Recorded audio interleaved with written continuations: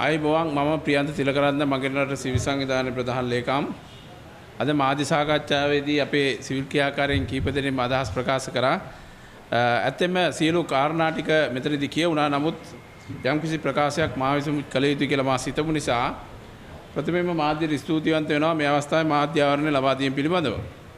එතකොට පැහැදිලිවම දැන් අද දින සිදුවීමේ ඉතාමත් කනගාටුදායක අවස්ථාව මොකද අපි එහෙමයි කියන්නේ රටේ ජනතාව වෙනුවෙන් සිවිල් ක්‍රියාකාරීන් එදා පහුගිය ආණ්ඩු කාලේ බාලබේ සම්බන්ධව උද්ඝෝෂණය කළා පිකටින් කරලා අපි CID ඉස්සර අපරාධ පරීක්ෂණ දෙපාර්තමේන්තුව ඉස්සර බලපෑම් කළා අපිට පුළුවන් වුණා එදා සෞඛ්‍ය දෙපාර්තමේන්තුවේ සෞඛ්‍ය අමාත්‍යවරයා නීතියානුකූලව ඔහුට දරුවන් ලබා දෙන්න. එතනදී අපිත් එක්ක එකට හිටගත්ත එක වෛද්‍යවරයෙක් තමයි වර්තමාන අද වැඩතහමට ලක්වුණ රුක්සාන් බෙල්ලන මැතිතුමා නියෝජ්‍ය අධ්‍යක්ෂක. එතකොට අපි බලාගෙන හිටියා මේ වෙනකොට මේ ආණ්ඩුව තුළ සිවිල් ක්‍රියාකාරීන්ට මේ වගේ වෙනසක් කිරීමට ආණ්ඩුවක් ගෙනල්ලා ඒ ආණ්ඩුව තුළ ඒ වෙනස අපි බලාපොරොත්තුෙන් හිටියා. හැබැයි දැන් අපිට පැහැදිලිව පේනවා මේ වෙනකොට මේකද වෙනස.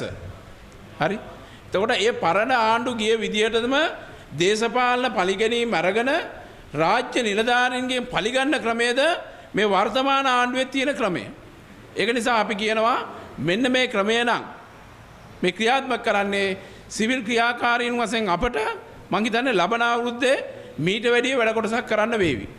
මොකද මේ ආණ්ඩුව හිතාගෙන ඉන්නවා නම් මේ විදියට වැඩ කරන්න අපි පෙන්නපුවම දූෂිතයෝ පෙන්නපුව අපි අත්අඩංගුවට ගන්න ඉන්නවා නම් අපිට ප්‍රහාර එල්ල කරන්න ඉන්නවා නම් ඒ වගේ රුක්ෂණ බෙල්ලන්ට දැන් අධ්‍යක්ෂතුමාට අද පෙන්නවා මෙන්න මෙහෙමයි ආණ්ඩුව ක්‍රියාත්මක වෙන්නේ කියලා බලපෑම් කරන්න කියලා.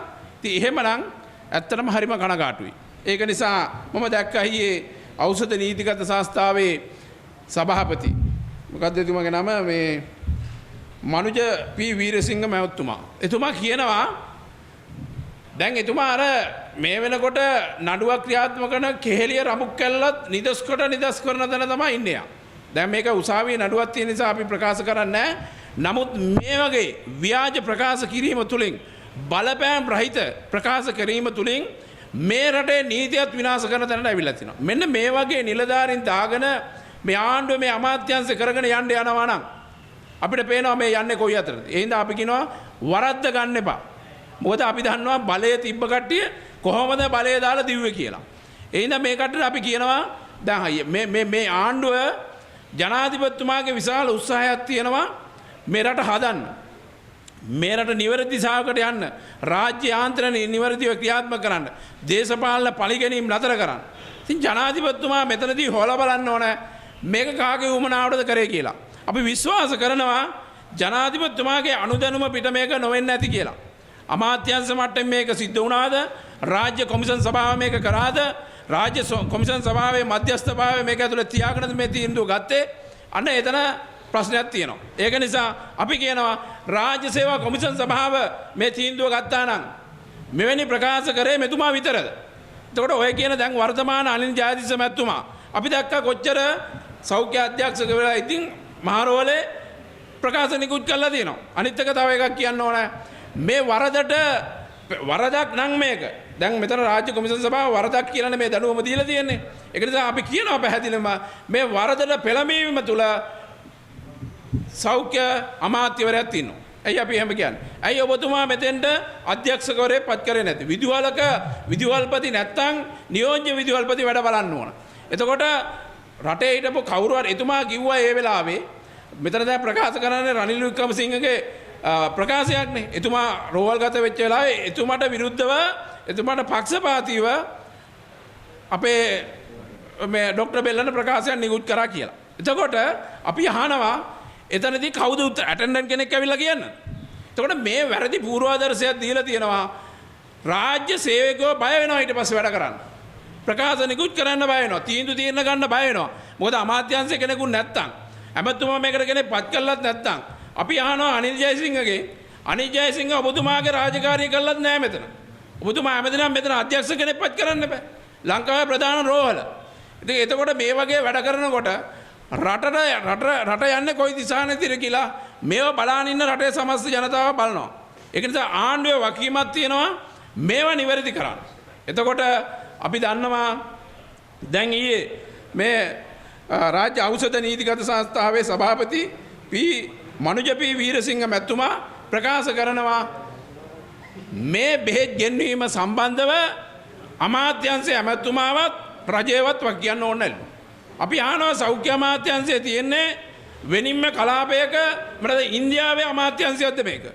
මේක ශ්‍රී ලංකා ජනරජයේ සෞඛ්‍ය අමාත්‍යාංශය නෙවෙයිද? එතකොට ජනරජයට මේ සෞඛ්‍ය අමාත්‍යාංශයට පඩි ගෙවන්නේ මේ රටේ ජනතාවගේ මුදල් වලින් නෙවෙයිද? එතකොට මෙන්න මේ ප්‍රශ්න ටික මේ රටේ ජනතාවට එනවා. මේවට උත්තර දෙන්න ඕන. ඒක නිසා අපි කියනවා මේ වගේ වල් බూరు නිලධාරීන් දාගෙන මේ රට මෙහෙම දුවන්න බෑ. අපි දන්නවා පහුගිය කාලේ ගෝඨාභය රාජපක්ෂ ආණ්ඩුව කඩා වැටෙන්න ප්‍රධාන හේතුවනේ රාජ්‍ය නිලධාරීන්. අපි දැක්කා එදා වෛද්‍යවරයෙක් හිටියා. ඒ වෛද්‍යවරයා මොකද්ද? කුසිකර්මාන්තය ගැන රටේ නායකයට කියලා දුන්නා. හරි. ඒව අහපු රටේ නායකයා ඒව ක්‍රියාත්මකට කියලා ගහලා එළුවා. ඉතින් මං කියනවා මේ ආණ්ඩුව ප්‍රවේශම් වෙන්න ඕන මේ නිලධාරීන්. මොකද අනිල් ජයසිංහ කියන මේ ලේකම්තුමා මේ වෙනකොට රජවල් ගානක ඉඳලා දූෂණ වංචාවලින් පිරිච්ච ඒ දූෂණ පෙන්නවා කියලා මේ බෙල්ලන මහත්තුමාගේ වැඩ තහනම් කරනවා. එහෙනම් අපි රාජ්‍ය කොමිසම් සභාවෙන් අහනවා දැන් ඔබතුමාලා අනිල් ජයසිංහ වෙනුවෙන් ගන්න තීරණ මොකක්ද? එතකොට රාජ්‍ය සේවා කොමිසම් සභාව තියෙන්නේ මේ රටේ දූෂිතයන් ආරක්ෂා කරන්නද? සෞඛ්‍ය අමාත්‍යාංශයේ ඇමතුමා ඉන්නේ දූෂිතයන් රකින්නද? රටේ ජනාධිපතිතුමා ඉන්නේ දූෂිතයන් ආරක්ෂා කරන්න. හැබැයි මේ රටේ 68 ලක්ෂයක් ඡන්දෙ දුන්නේ හොරු වංචාකාරයේ දූෂිතයෝ අල්ලා හිරේදා. ඉතින් ඒක කරන්න ඒක වෛද්‍ය බෙල්ලන පෙන්නුවත් සිවිල් ක්‍රියාකාරීන් පෙන්නුවත් වෙන සාමාන්‍ය පුජ්‍යලයක් පෙන්නුවත් ඒට නීතිය ක්‍රියාත්මක කරන රජේ ලෑස්ති වෙන්න ඕන. එහෙම නොවෙනවා නම් අපි දන්නවා මේ රජයටත් වැඩි ආයුෂ නැහැ. ඒක නිසා මේක නිවැරදි දිශාවට ගෙනියන්න අපි දන්නවා සතියෙන් සතියට 159න් එක්කෙනා හානවා මේක ජනාධිපතිතුමාගේ කීර්ති නාමය නැති කරනවා. කරගෙන යන වැඩපිළිවෙල අප්‍රසාදයට පත් කරනවා. විශාල වැඩපිළිවෙලක ඉන්නවා. ඉතින් රජය මේ ගැන හොයා බලන්න ඕන. මොකද හේතුව හැබැයි මේ විදියට යන්න ගියොත් එහෙම මේ ආණ්ඩුවට වැඩි ඈතක යන්න හම්බෙන්නේ නැහැ. ඒක අපි දකිනවා. අපි ඒ දවස්වලත් කිව්වා මොකද මේ තියෙන තත්වය ඉතාමත් බැරෑරුම් ජනතාවට එපා කරන විදිහ රාජ්‍ය නිලධාරීන්ට වැඩ කරන්න බැයි නම් මේ වෙලාවේ අපි කියන්නේ මේ ගත යුතු තීන්දුවක් නෙමෙයි. දැන් අපි අහනවා මේ වෙනකොට අද වෙනකොට රටේ ප්‍රධාන රෝලේ අධ්‍යක්ෂකවරයාත් නැහැ, නියෝජ්‍ය අධ්‍යක්ෂකවරයාත් නැහැ. අද කවුද වා කියන්නේ? අද වා කියන්නේ අනිල් ජයසිංහද? අනිල් ජයසිංහ රටෙත් නැහැ. එතකොට මේකට අස්සම් කරලා තියෙන නියෝජ්‍ය අධ්‍යක්ෂක. මොකද්ද මේ රට? කොහටද මේ අරයි යන්නේ? අතිරේක ලේකම් කරේ මේකට අස්සම් කරලා තියෙන. එනිසා කරුණා කරලා කියනවා මේක අමු සුසාන භූමියක් කරන්න ලැහැත්තු වෙන්න එපා.